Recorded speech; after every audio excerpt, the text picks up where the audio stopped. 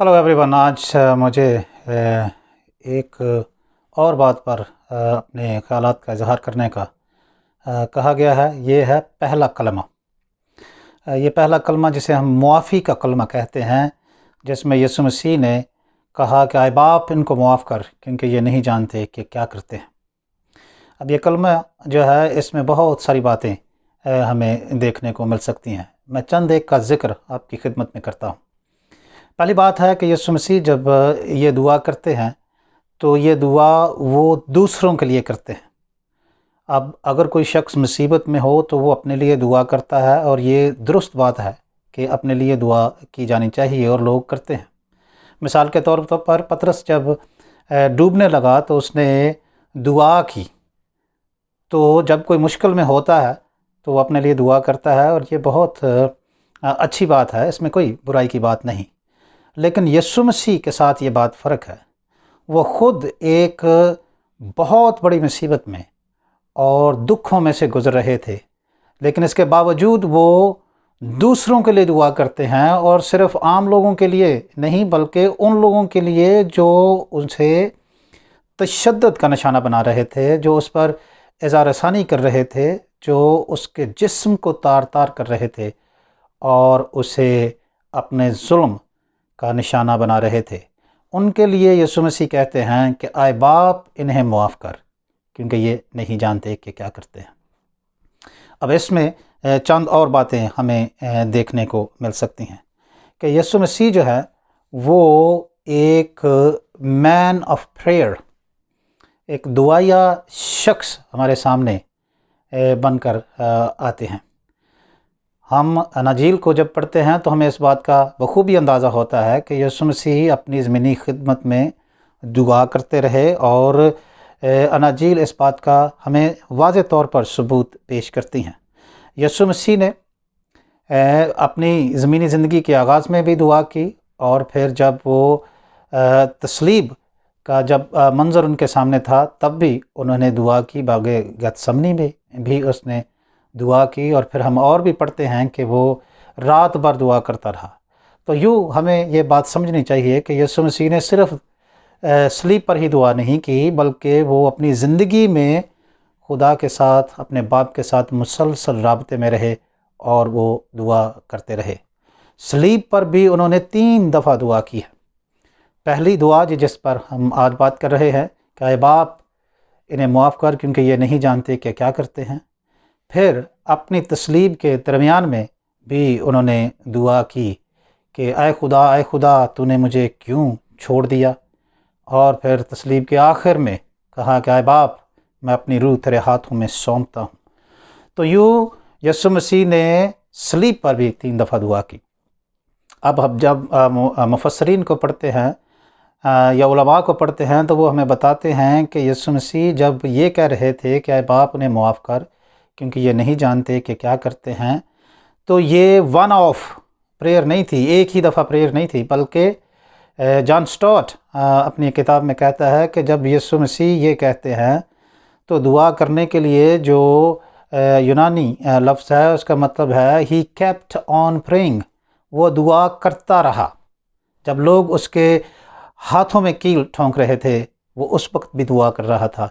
जब वो उसके पाँव में कील ठोंक रहे थे, जब वो उसे मुक्के मार रहे थे, जब वो उसे कोड़े मारते थे, तो वो दुआ करता रहा। जब वो उसकी सलीब को उठाकर खड़ा करते और उस पर वो ताने मारते थे, उसको तानाजनी का शिकार उसको किया, उस वक्त भी वो दुआ करता रहा कि आए बाप इन्हें मुआफ़ कर क्योंकि ये नहीं जानते। मैं ये समझता हूँ कि ये दुआ जो है ये बहुत हमारे लिए अहम है, इस अंदाज से कि हम ये बात सीख सकते हैं इसमें से कि इंसान किसी हालत में भी हो, दुख की हालत में हो, मुसीबत की हालत में हो, या अगर वो जिस्मानी तौर पर कुछ और नहीं कर सकता, जैसे यीशु मसीह तो अब सलीब पर हैं, वो लंगड़ों को नहीं चला रहे थे, वो उनको भूखों को खाना नहीं खिला रहे थे, वो बदरू गिरफ्तार को आज़ाद नहीं कर रहे थे, लेकिन वो इस मुसीबत की घड़ी में दुआ कर रहे थे। तो मैं ये समझता हूँ कि वो लोग جو ہماری کلیسیاؤں میں بزرگ ہیں، جو کمزور ہیں، جو ہسپتالوں میں ہیں، یا کسی طرح سے ناجائز طور پر کسی جیل میں ہیں، یا کسی اور ایسی سچویشن میں ہیں جہاں پر وہ عملی طور پر لوگوں کی خدمت نہیں کر سکتے، تو وہ ایک بات ضرور کر سکتے ہیں کہ وہ لوگوں کے لیے دعا کر سکتے ہیں۔ اور میں یہ سمجھتا ہوں ہماری کلیسیاؤں کو ایسے دعائیا لوگوں کی ضرورت ہے کہ وہ دوسروں کی معافی کے لیے، دوسروں کی بہتری کے لیے اور ان کے نجات کے لیے دعا کرتے رہیں۔ ایک اور بات جو ہمیں ذہن میں رکھنی چاہیے کہ ہمیں کبھی بھی دعا کی قوت کو نظر انداز نہیں کرنا چاہیے۔ دعا جو ہے یہ اپنے اندر ایک قوت رکھتی ہے جب یہ دعا سنجیدگی سے اور خدا کی مرضی کے تحت کی جائے۔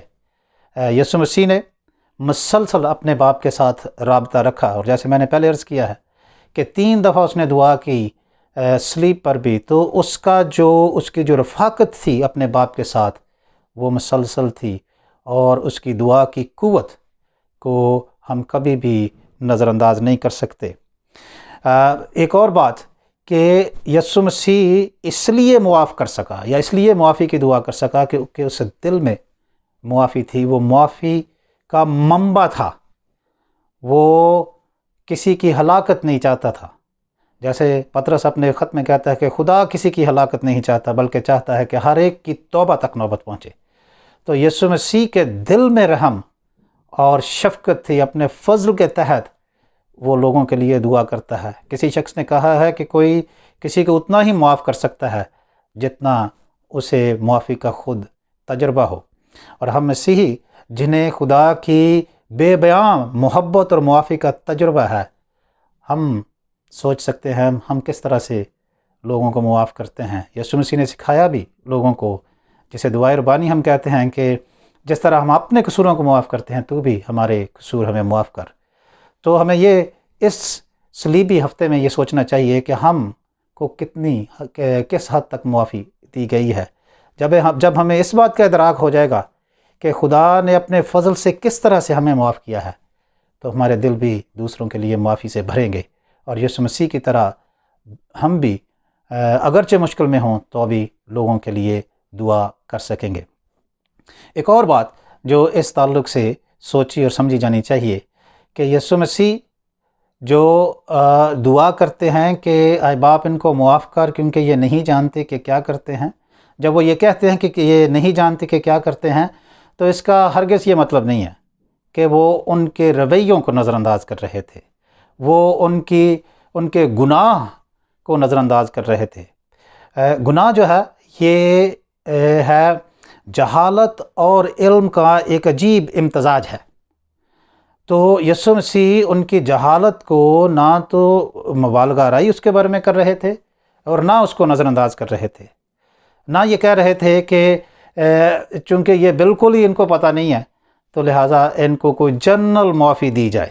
کچھ لوگ اس کو ایک جنرل معافی کے طور پر لیتے ہیں، جی یسوع مسیح نے دعا کی ہے کہ سب لوگ معاف کی معافی ہو جائے، گناہ کینسل شاید ہو جائیں، یا کسی طرح سے ان کا گناہ جو ہے اس کا ذمہ نہ لگایا جائے۔